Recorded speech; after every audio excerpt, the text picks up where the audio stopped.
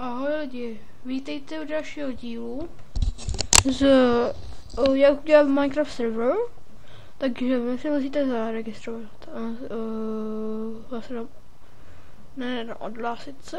Tak odhlásit se, no.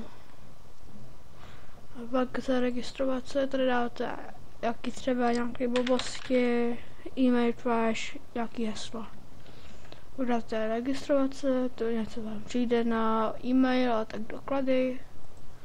A pak, až to budete mít, tak vy dáte přihlásit se a tady dáte to jméno a tady dáte heslo, přihlásit se a teďka kredity až pak vysvětlíme. Takže M1512, takže tady ten je 17, 34, 68, 135. Já to ukážu takhle.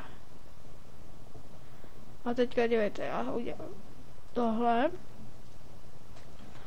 A dívejte teďka na to, třeba, dívej se, jeden měsíc je,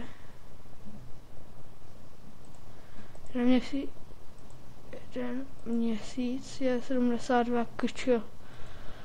A jeden rok stojí 864.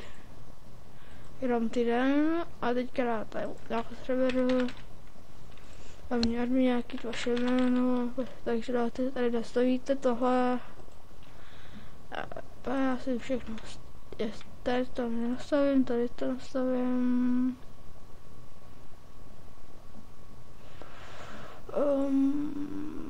Tohle dáte tady všechny pluginy a teďka dáte objednat.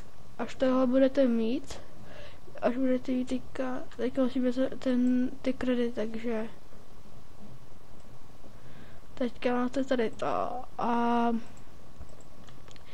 máte tady třeba, já dám 50 korun, toto číslo je první a až tady to, takže vám to bere 50 a dám to 30 na server a pak jenom administrace.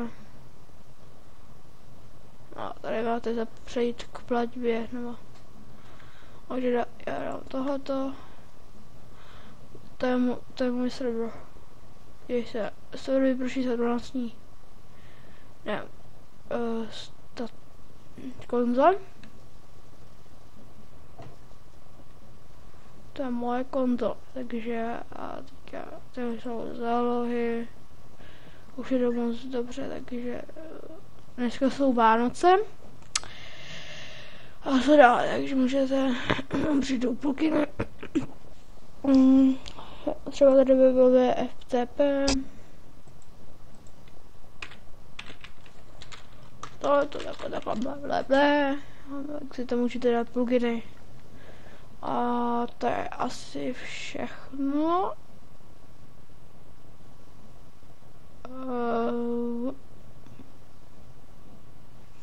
Tak ahoj a uvidíme se v dalším dílu a dejte mi like, odběr nebo dislike, koment, hlavně pište, budu rád, když napíšete.